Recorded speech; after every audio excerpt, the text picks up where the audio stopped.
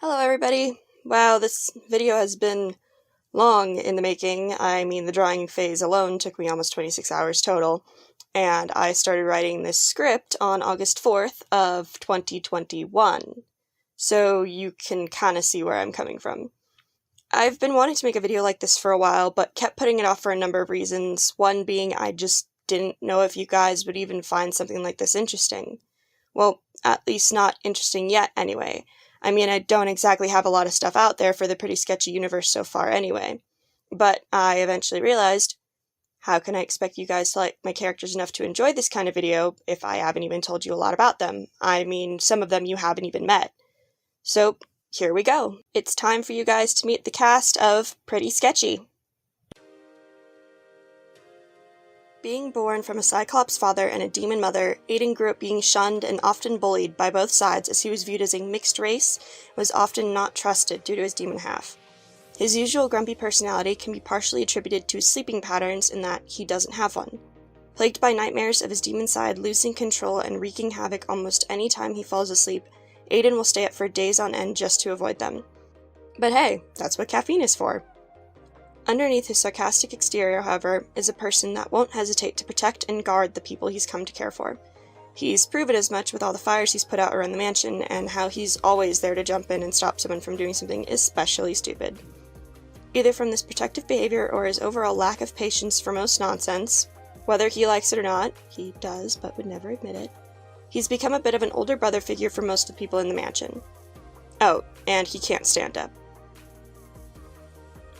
Aiden was one of the first characters of Pretty Sketchy, so it's only fitting that he's the one we start with. Full disclosure, I was kinda cringy as a kid, always looking for a supernatural or paranormal explanation for things. So when I was clumsy and somehow managed to catch myself right before I fell, I thought, what if there was a spirit or something protecting me from getting hurt? But because I was also trying very hard to be edgy despite my red velvet cupcake hair, I also thought, what if he was a monster protecting me? After that, I really just wanted to draw a Cyclops. After his creation, I decided to give him some much-needed character depth in the form of his greatest fear, himself.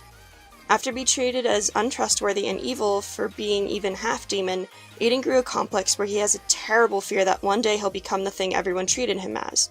Specifically, that fear comes from the idea of what that thing might do to the people he cares about should it ever come in control. As for Aiden's name, I honestly don't remember why I chose Aiden, other than I vaguely remember liking that specific spelling in the name. Maybe I thought the AI at the beginning could also be pronounced as Aiden, if said incorrectly, and that worked the Cyclops thing. As for his last name, that part's easy. The surname Ward means guard or protector, seeing as Aiden came about because I thought something was protecting me, and he's the older brother figure of the mansion residents, it seemed only fitting that his surname tell you as much. An interesting fact to know about Aiden is that while he may look like he's paying attention to what you're saying, at any given moment your words could be going in one ear and right out the other. Caffeine can only do so much before the sleep deprivation makes you zone out. Another interesting and kind of cute fact is that Aiden keeps pretty much any gift he's ever been given.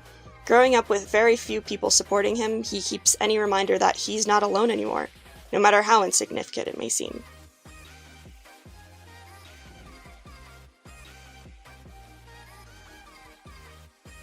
Despite never actually being invited to the mansion, Depp wormed his way into the woodworks and doesn't plan on leaving anytime soon. Why would he? He gets a kick out of teasing almost anyone he runs into in the halls, but his two favorite victims are Jackson and Aiden. As someone who is quite proud of his demonic heritage, Depp has no qualms with the more negative aspects of his personality. If anything, he actually enjoys having them. He feels little to no guilt in his actions, and the only time he ever seems to feel any real version of regret is when said actions land him in hot water. And at that point the regret is more to do with his outcome than the fact he did it to begin with. No one really knows much about his life before the mansion, but what everyone seems to latch onto is he claims to have seen actual angels before. But he doesn't exactly say it like he's bragging. No one is really sure whether they believe him or not, but he does seem to be a bit uncomfortable around Becca, saying that she just looks too much like one. Probably second only to Aiden for the title of oldest character, Depp was also designed quite a long time ago. However, he used to look drastically different. Just a little bit of a trigger warning, in his initial creation, Depp was designed to be the physical embodiment of my depression at the time. manifesting himself as a humanoid mass of pure black and shadow, with a jagged glowing mouth, sharp claws, and no eyes. But upon making vast improvements in my mental health, I opted to make him look more normal, more human, to present the fact that he doesn't have as much power over me anymore. Even more recently, however, specifically my Valentine's Day animation meme earlier this year, he underwent another redesign. Using the character Rantaro Amami from Danganronpa V3 as a template for the slight punkish aesthetic I wanted, Depp has replaced his plain black tee with a layered shirt combo with a pattern on it, as well as gaining a chain for his jeans and several rings, bracelets, and earrings. The unfortunate side effect of this is now Depp is hot, and I really don't know how to feel about that, but it's too late to fix it now. I assume you can all guess how Depp got his first name. I was not clever in it at all. As for his last name, it's a combination of the Irish word me, meaning me, my, ill, or evil, and the word Seus, meaning crucify, torment, or torture. I wanted his new surname to still lead into his origins, while also lending a bit of my own Irish heritage since he did come from me. Also, apologies if I butchered those pronunciations. I didn't really have anything to go on. With how often Depp flirts with Aiden, no one is quite sure if he really does like him in his own twisted way, or if he just enjoys seeing how much it gets under his skin. In fact, not even Depp really knows that answer. Referencing back to his bio and the mention of his angelic encounter, another fact about Depp is that almost any and every angelic imagery will make him uncomfortable or even afraid in some cases. This is due to a past experience he had some time before meeting the people of the mansion. I might eventually make a comic or something for it, so just to keep the event at least a little vague, let's just say that angels are capable of being just as manipulative as demons, and even more brutal.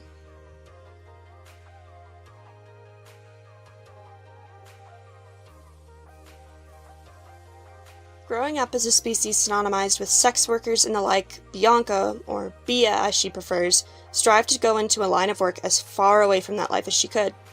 And how much further can one get from stripping than as a hitwoman shooting people through the scope of a sniper rifle? Also an effect from how everyone treated her in her life because of what she is, Bia has grown to be an active misandrist. She will automatically dislike any man and is the kind of person that would most likely take feminazi as a compliment.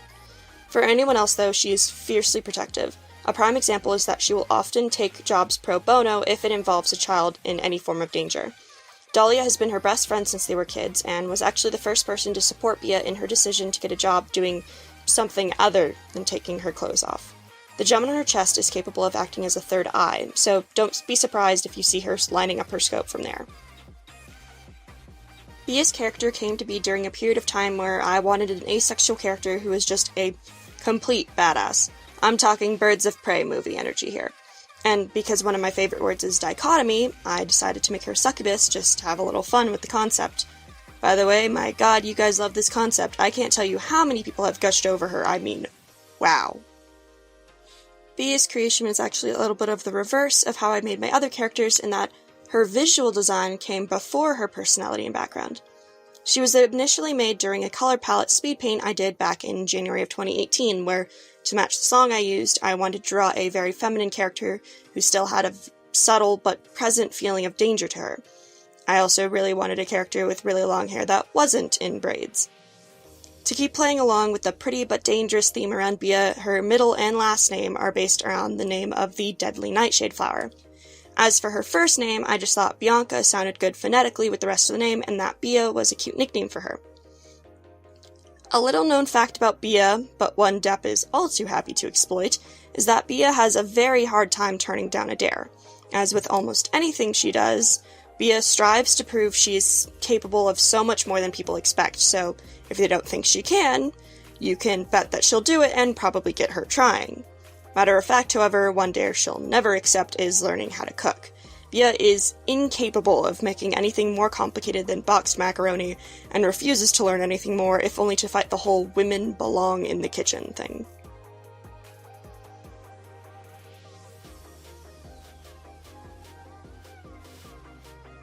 Anxious and timid by nature, Jackson is nervous around pretty much anybody and everybody.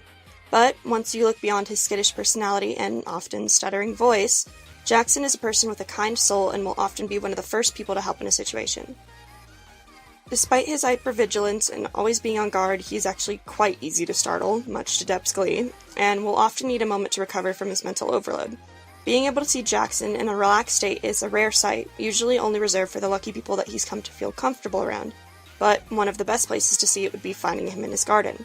As a plant-based creature himself, he finds working in the soil to be very relaxing. A few people have mentioned he looks remarkably similar to a member of that old punk rock band, Pumpkin Necropolis, but he seems quick to change the subject anytime it gets brought up. He never does seem to touch that bass in the corner of his room, though.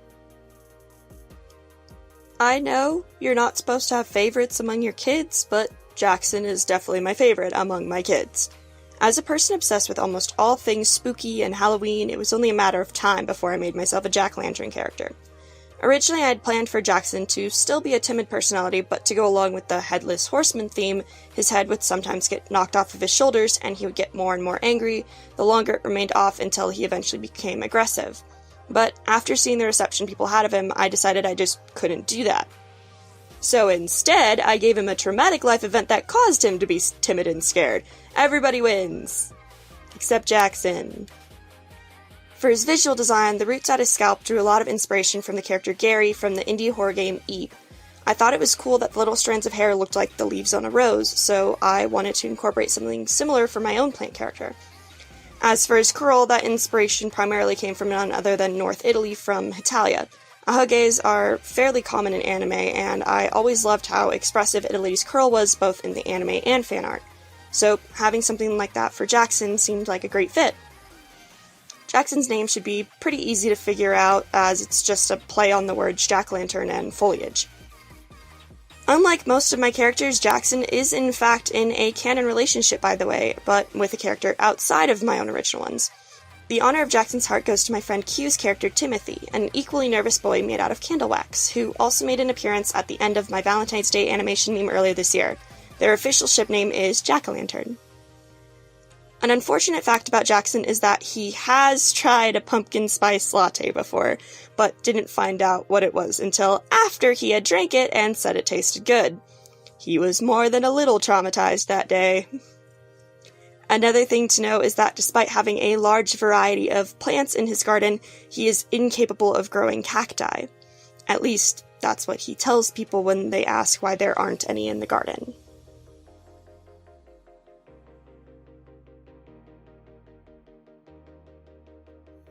A being who eats color over substance, eating anything Alto cooks is riding the line between a gamble and an actual death wish. As a chromivore, Alto is able to digest most substances that would prove lethal for other people. An optimist through and through, Alto always tries to look on the bright side of things and make people smile. He can't think of a single person he genuinely hates or even strongly dislikes, because to him, everyone has the potential to be good and friendly if you try hard enough. Alto loves Vivaldi with all his heart and often spends as much of his free time as possible with her, whether it be talking to each other while he paints, listening to her play her newest piece, or just going out and finding something to do together. Despite coming from a French family, Alto doesn't actually know much of the language. The small portion he does know, he was taught by his grand-mère when she took him in after his parents died. Even now that he's grown up, he makes sure to visit her in the hospice building every Sunday. When I made Alto, I was reading a comic series that primarily featured characters that ate specific materials and elements, so I thought it would be really interesting if I made one of my own. And then, drawing some additional inspiration from Terezi from the webcomic Homestuck, I decided color would be an interesting concept to use. As for making him an artist, paint splatter was always a fun design I wanted to utilize eventually, and it would give him access to a lot of different colors. For the rest of his visual design, the heterochromia can be explained as simply that I love it, always will love it, and had to make a character with it at some point. Alto's design originally had his build a lot thinner, but I eventually made the decision to make him a bit more stocky and better built. After all, he does more than just paint, and clay and sculpting materials can get pretty heavy. I primarily used Richard Gransky from the musical Be More Chill as a body type reference. Alto's first name is to match the duality of his relationship with Vivaldi, while his surname Durand means hard or enduring, which is fitting as both his optimism and his digestion are nigh unshakable. Further referencing why Alto's cooking should be scientifically categorized as a biohazard is also due to the fact that Alto has anosmia. He is incapable of smell, so the only taste he can register is from the color, thus the item itself could be absolutely pungent and he wouldn't even know. It's a well-known fact around the mansion that Alto's favorite drink is Windex. Most new people think he's just joking and put Gatorade in an empty bottle until they get close enough to smell it. He claims that it is the tastiest shade of blue that he's ever tried.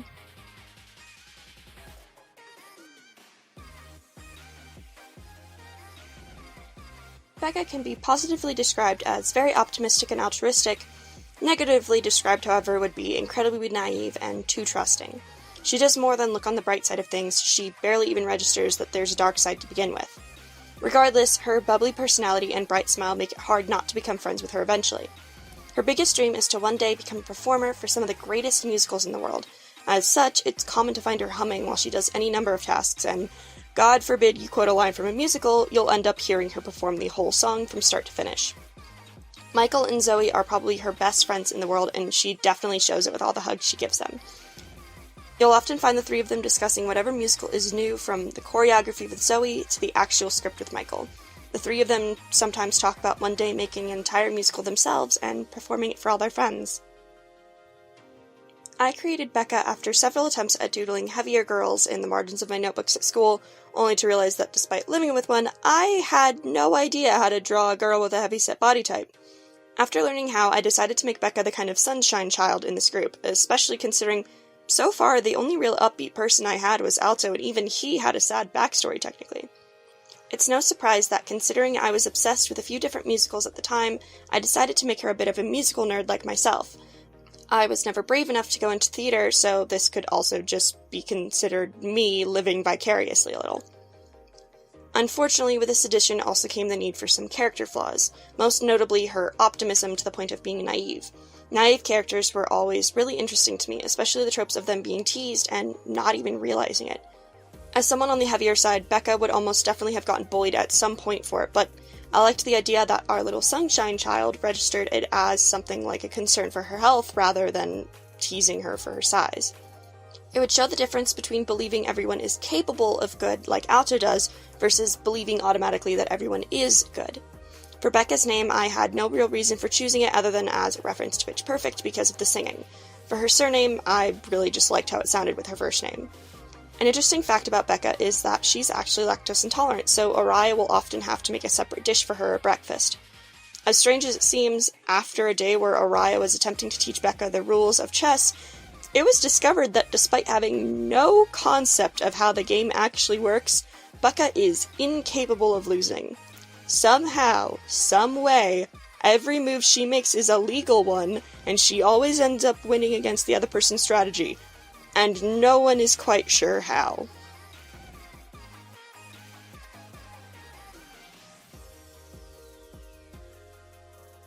After spending most of his life in rural Texas, Michael is still adjusting to city life as well as adjusting to living in a place as hectic as the mansion.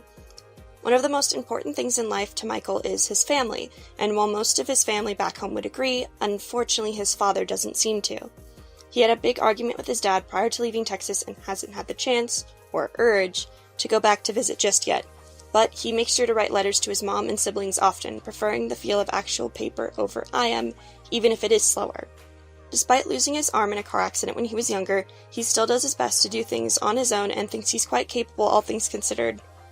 While he is a bit sad he likely will never see the stage as a performer, he seems much more content in being the playwright anyway.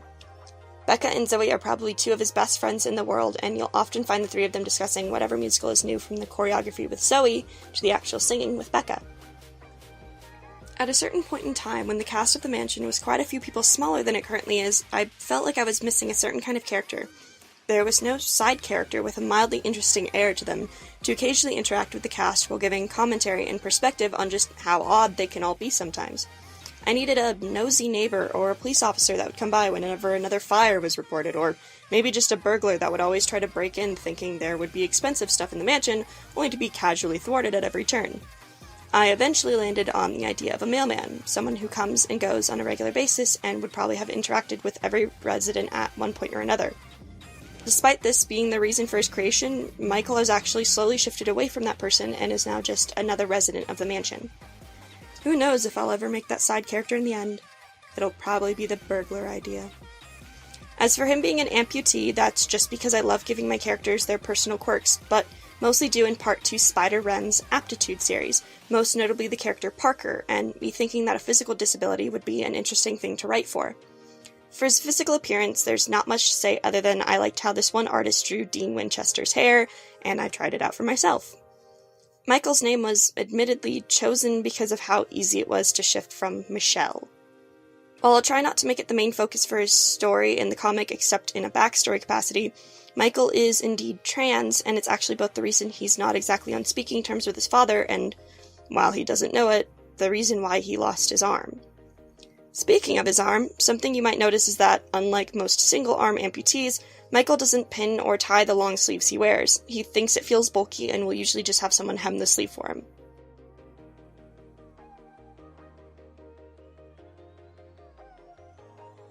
Coming from a very affluent and sheltered childhood, Rianne has a hard time grasping concepts that are quite simple for people in everyday life. By extension, she will sometimes make comments that can be construed as pompous or elitist, but in reality, it's because she quite literally doesn't know anything different. With her newfound freedom, Rianne can often be a bit childish in her interests and actions, but what can one expect when she's had to be prim and proper all the time? Sometimes she'll even forget she's not back home anymore and will slip back into the high society customs and manners she's used to. With an overbearing and emotionally manipulative mother, Rianne was only able to really go out and experience the world after she made the decision to run away. She's yet to have any contact with her people back home, but she would love to one day go back and hopefully make peace with her mother. Rianne is incredibly grateful to her friends in the mansion, as they're usually the ones to introduce her to the various new things and experiences in life she's found here.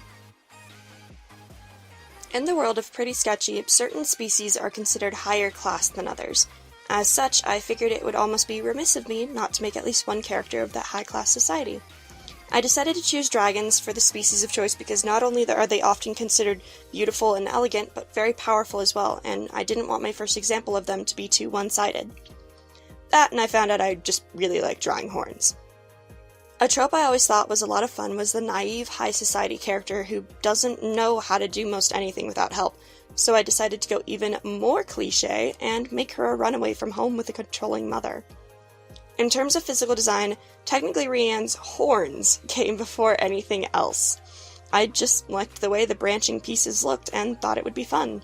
After that, I looked up examples of dragons from different cultures and found out, from what I saw, Korean dragons seemed to match the horn design best. After that, I started by choosing a hairstyle that could easily be swapped between casual and elegant. The reason for her clothes is that I thought since Rianne was used to such classy clothes, she would be fascinated by the concept of pre-distressed clothing and clothes that don't cover almost all of your body and drag on the floor. As for her name, I don't remember where I came up with Rianne, but her last name I remember reading somewhere as meaning dragon in Korean. However, I recently double-checked, and apparently it actually means gold or precious, but figured it still fit well enough with her affluent background. Despite her seemingly childish attitude and behavior, Rianne is actually quite skilled in certain areas.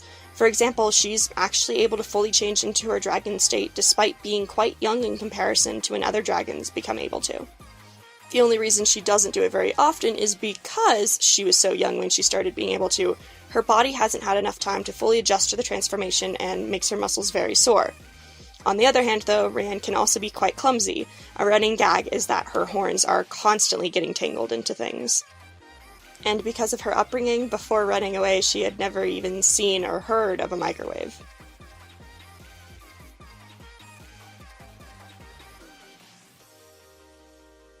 Despite her being blind, Vivaldi has a very strong personality and is not one to back down just because of her handicap.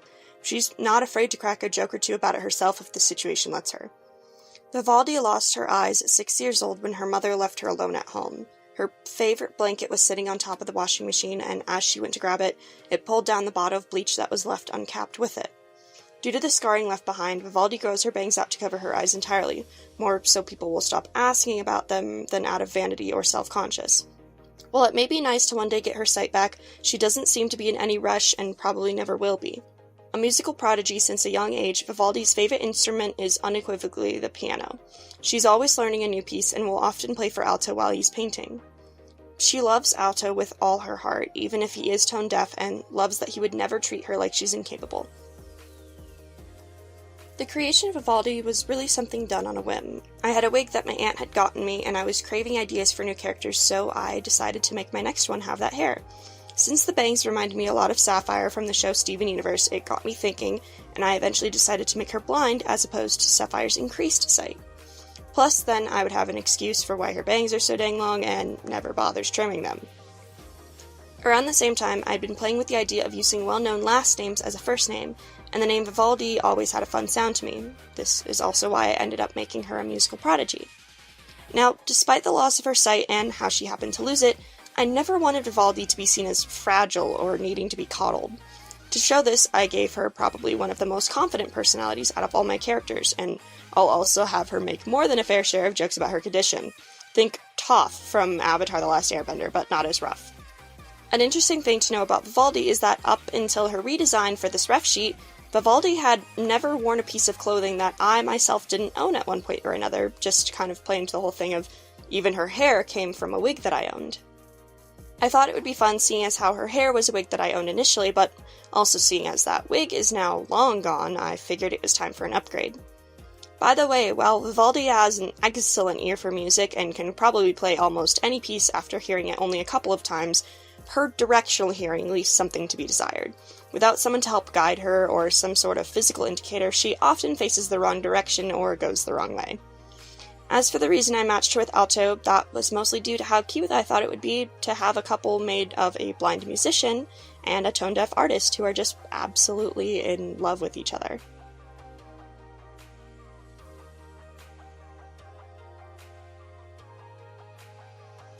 Originally born a human, Zoe's transformation into a zombie was due to a dark magic spell gone wrong by someone she considered her best friend, where she was the main ingredient. She has a bit of a crush on Alto, as he was the first person to show any kindness to her after she was turned, but she now considers Vivaldi somewhat a friend and would never think of hurting her. Anymore. Whether through Alto or someone else, at her core, Zoe craves to be liked and loved, but has a hard time putting trust in people after what happened to her. Despite being a typical horror monster, Zoe is actually quite scared of most horror motifs, and it took a while to look at her own reflection without shaking. Even before everything happened, Zoe has always loved dancing and found a kinship with Becca and Michael from musicals, and now considers the two of them her closest friends. You'll often find the three of them discussing whatever musical is new, from the script with Michael to the actual singing with Becca. Zoe came about during, surprise surprise, another palette challenge! Except this time I decided to be edgy and make a bloody zombie. But upon thinking further into it, I decided to make her part of the crew. Zoe also served another great purpose: drama. I figured people would probably love the relationship between Alto and Vivaldi as much as I did, but what if we had something, or someone, trying to throw a wrench in things between them? By having Zoe practically obsessively in love with Alto, it would give way for some darker undertones, but also some great humor when none of her efforts to separate them worked. Eventually, this aspect of Zoe was toned down, not in due to the story, although it did play a part, but due to my own reservations. As much as a full-on yandere could definitely provide some ups and downs in terms of the plot, due to experiences in my past, it was a little too close to personal for me to be comfortable writing. That, and I wanted Zoe to be more than just a part of Alto and Vivaldi's story, so I ended up putting her in with Becca and Michael's friend circle for the emotional healing she would most definitely need. Because of both Zoe's origins and a desire for more diversity in my cast, her last name hails mostly from the Hawaiian surname Ka'ana'ana, meaning black or dark magic. However, I felt like that was just a bit too long, so I tried shortening it to Ka'ana, and what do you know, the surname Kana in Japanese means powerful, which she definitely would have needed to be to survive something like she did. Because people often forget Zoe was not turned into a zombie by traditional means, she is subject to a lot of gray areas and exempt from a lot of the traditional zombie rules. For example, even before zombiehood, Zoe was completely incapable of digesting any kind of meat, and she still is, so people are usually pretty shocked to meet a vegetarian zombie. A positive note of her non-traditional transformation, though, is that her body won't decompose further than it already has. Unfortunately, however, it also won't heal any further than her current state. Something that I don't know if I'll keep or not for the humor is that back when Zoe was a bit more obsessive over her crush on Alto, she would regularly go so far as to try harming Vivaldi in subtle fashions to try and get her out of the way. This would regularly be with poison. However, the running gag was that somehow Alto was always the one ending up getting poisoned, and while his chromivore digestion would prevent him from dying, he did definitely have an upset stomach or two.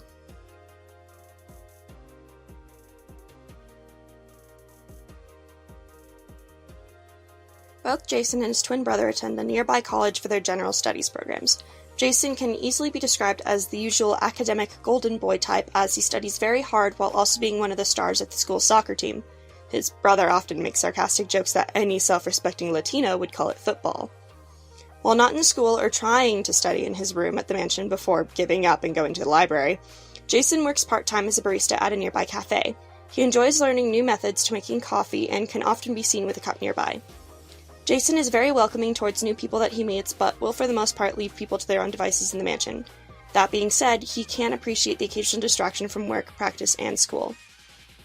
He is definitely the more collected of the twins, but despite their surface differences, he and Mason have a deep respect for each other. When they were younger, he got in trouble more than once for hitting someone after they insulted his brother. Twins. They exist in almost any form of media, even if only for a small appearance. Pretty Sketchy shall be no exception to this. However, I definitely didn't want it to be one of those situations where the twins are either so alike you can barely tell them apart, or so different they tend to butt heads a lot. As for the Latino part, that has my usual explanation of more diversity. I chose a uniform so it would still hold a bit more of that samey feel for the twins, as well as showing that their school is at least a little preppy, all things considered. Beyond that, Jason's design is pretty basic. He tends to keep his hair neat and flat since he's the more held together of the twins. The ties and loafers are just to further push that stereotypical proper boy vibe. The reason for Jason working at a cafe was originally for a different reason than just a caffeine fix. I had read a cute little post about a coworker someone had working at a coffee shop who eventually brought almond milk in himself after a regular of theirs kept having to order something else because she was allergic to dairy. I thought it was adorable and the perfect setting for a meet cute since I had made Becca lactose intolerant and thought maybe the two of them could be another eventual couple in the story. The scenario is still going to happen either way, but the romantic relationship has yet to be decided. By the way, Jason can dance just as well as his brother, but doesn't seem to find it as fun. That doesn't prevent him from joining his brother on the dance floor at a party, though.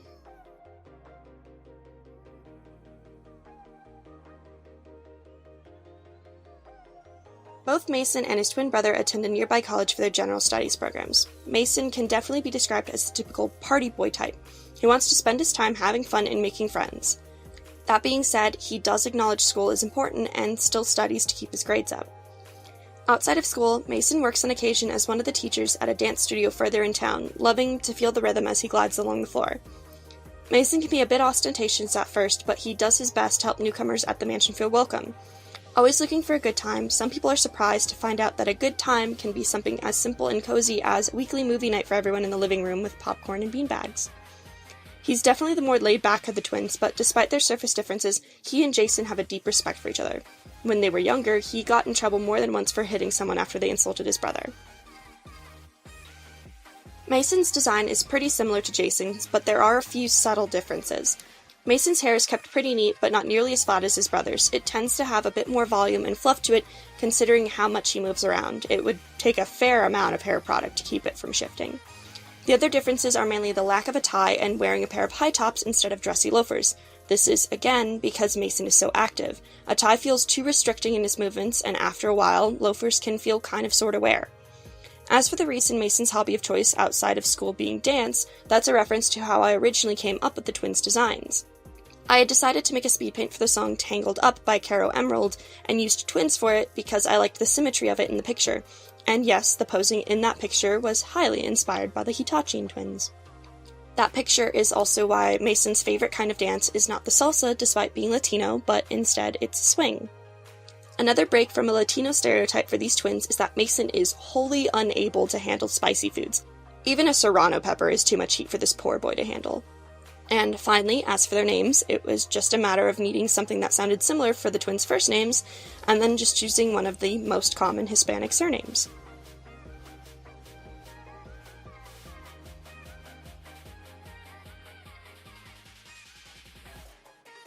Boy crazy since the day she found out dating them was a thing, Midge has deemed herself the local expert on any and all things romance. The only thing more satisfying to her than a smoking hot Y chromosome is helping anyone in a relationship flourish and improve. Wanting to impart her romantic expertise on people, she passively runs a blog in her spare time, analyzing the relationships in fictional media and answering people's questions about romantic advice. Despite growing up as one of the higher-class monster species, her father raised her in such a way that she never considered herself more superior than anyone and will always strive to help people, sometimes whether they want her to or not. Because of this, she's often annoyed by people who look down on others and try to belittle anyone below themselves. As a moth-based fairy, Midge practically lives on sugary sweets and will always have some on hand for if she or her friends get hungry and want a snack. I always thought the designs for moth girls were always so fun and creative. They were so cute and fluffy. So when I discovered this wonderful little thing called the fuzzy maple moth, I finally got an idea for a design in my head. I even ended up making her design another color palette challenge based around most of the shades found on the bug itself. In the initial planning stages, I was going to have Midge fill the role of a sort of cherub in the universe. Cupids would be seen more as a supernatural job rather than a specific being or entity. Upon furthering her design, though, I realized this would be a bit too broad and take out a bit too much of the unpredictability and free will in the world if love was controlled. So, to fill that gap in the personality design, I decided to just make her really thirsty. So, after making the original speed paint of her design for Valentine's Day in 2019, it became a bit of a tradition for me to always do something related to her for the holiday. What I love to do when naming things, whether it be characters, objects, places, whatever, is to use words related to them, usually in the form of their Latin names or etymology. Her first name comes from the origins of the word moth, which is possibly related to the Old English root of, easy enough, Midge. Her surname is just a play on her being a maple moth. Something people quickly learn about Midge is that she is entirely incapable of lying, or, at the very least, is so bad that she couldn't fool a toddler. Even something as simple as, "Did you eat the last cookie?" is too hard of a lie for her to convincingly make. Also, a fact that surprises nobody is that she absolutely has a shipping wall somewhere in her room of the people she knows. She even comes up with potential ship names, so she's quote-unquote prepared for whichever one becomes canon.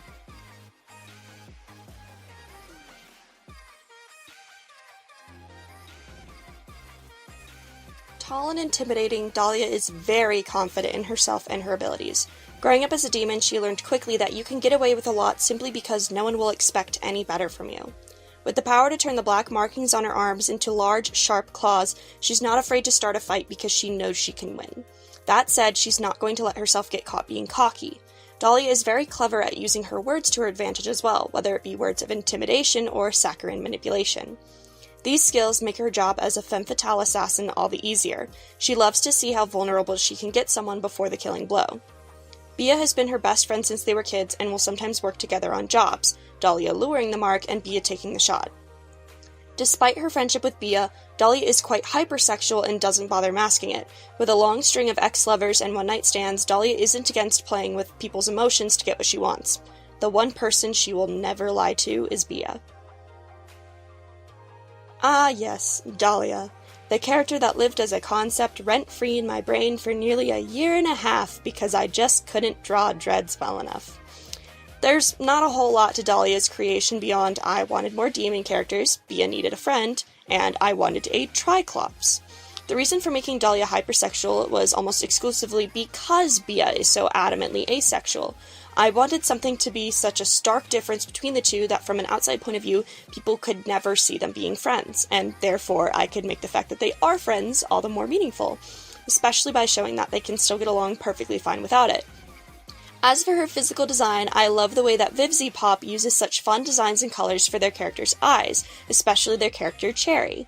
The idea of different shaped pupils is so much fun to me and so much fun to draw, and considering I had already done it for Bia, I figured I might as well continue the trend with Dahlia.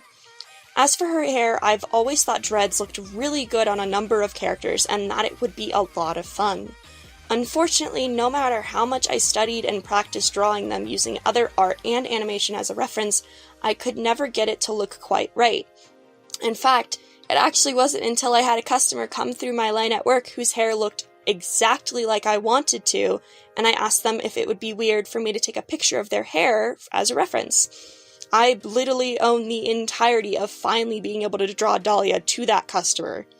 Her tattoos were simply because I had seen some really cool Photoshop tattoos that were pitch black and extended into monstrous claws, and all I could think of was the carnage that those would be able to do.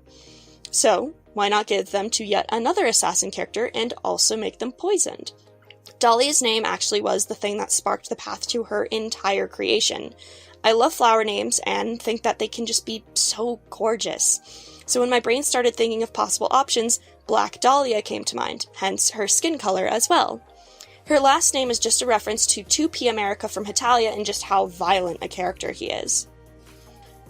Some, honestly, kind of cute facts to know about Dahlia is that while she seems all cool and tough, she is an absolute wimp when it comes to reptiles. She will shake if a gecko gets too close to her. On the other hand, she adores almost all kinds of bugs, especially the pollinators, because she actually likes to grow flowers at home. She even sometimes makes arrangements in her spare time. Don't mention it to her, though, or the only flowers you'll be getting will be the ones on your grave.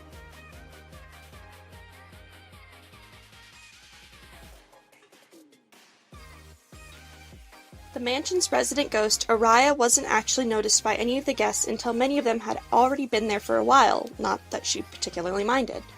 Not remembering much of her past before death, Aria prefers not to dwell on the longing for breath again.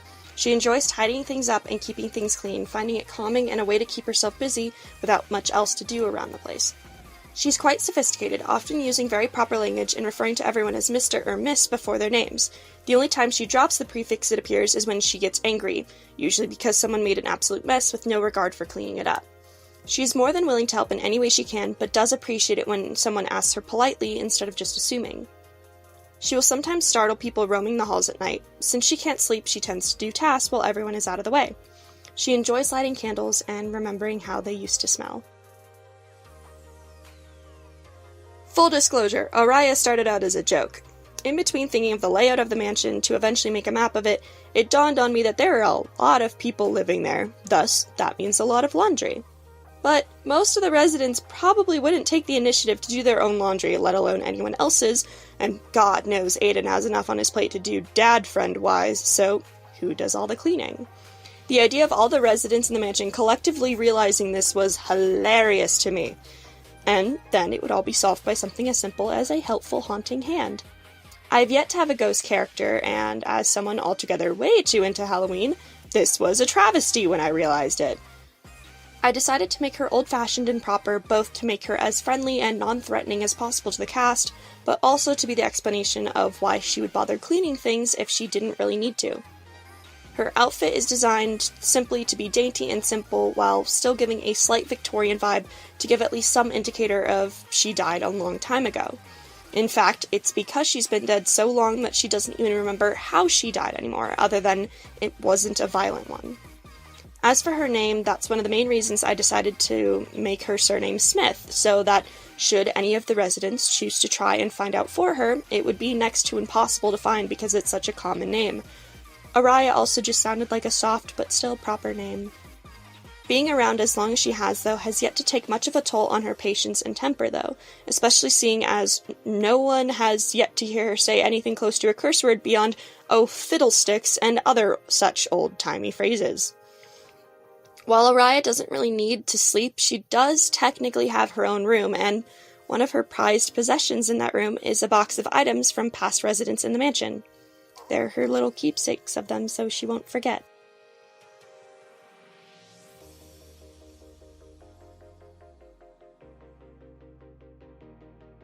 A perfect example of what happens when you let a rich kid grow up without consequences, Delphine is quite spoiled and more than a bit of a brat.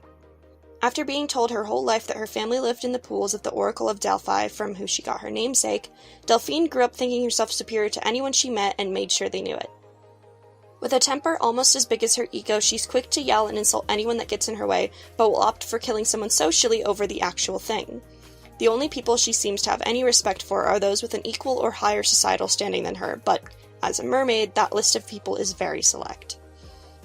However, she does seem to give a portion of respect to anyone with enough guts to tell her off when she does something they think is wrong. As angry as she can get when people don't agree with her, she actually appreciates the honesty every once in a while, and it impresses her that someone below her status would be brave enough to stand up to her.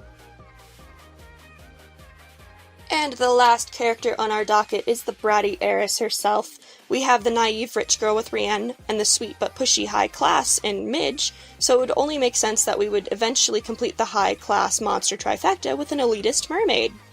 For Delphine's character, I really wanted to push the fact that she may be an absolute monster of a person, but in terms of actual threat, she's not much of a danger. She may give you a scathing review or gossip about you hard behind your back, but she's not the kind of person to punch you in the face no matter how mad you make her. Her personality is like a mix between Vera and Miranda from the game Monster Prom. For her physical design, I had always thought long hair is incredibly fun to draw, and a really long ponytail would be perfect for drawing underwater art of Delphine. As for her clothes, I chose a ruffle trim to both hide her chest size a little, while also boosting the fact that she's a little self-conscious it's not bigger. Delphine is a bit small in both stature and development, and as someone who puts a fair premium on looks, that can be a little frustrating for her. However, the fact she tends to wear pretty small clothes in terms of skin coverage isn't actually due to fashion, but rather because her fins can be pretty sensitive, and feeling her clothes rub up against them can be kind of uncomfortable. It being a swimsuit is just a bonus, and she won't have to worry about it being wet if she goes for a calming swim. Her parents named her Delphine as a reference to the Greek oracle Delphi because there's a legend amongst her family that their ancestors lived in the waters that she used for her prophecies. As for her last name, it's a general Greek surname meaning beautiful, lovely, wonderful, the usual ritzy stuff. Delphine's superiority complex is only further showcased on a tennis court, where she's actually quite talented. Don't call her out on it, but it's because she hits too hard for badminton.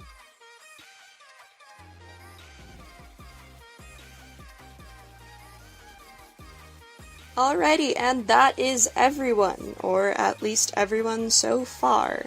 For anyone still tuned in at this point in the video, thank you so much. I have no idea how long this video will be by the end, but I know it won't be short. I've been working on Pretty Sketchy for a long while, and I still have a ways to go. I eventually hope to make it a sort of slice-of-life comic with maybe a couple of longer plots here and there, but I still have a lot to figure out in terms of world building and other stuff, so I just want to thank everyone for being so patient with me about it. In terms of the characters, I hope you guys liked them, and if you have any questions about them, please put them in the comments below. Who knows, if I get enough, I'll put together a Q&A video. Until then, or until my next upload, I hope you all stay safe and stay sketchy.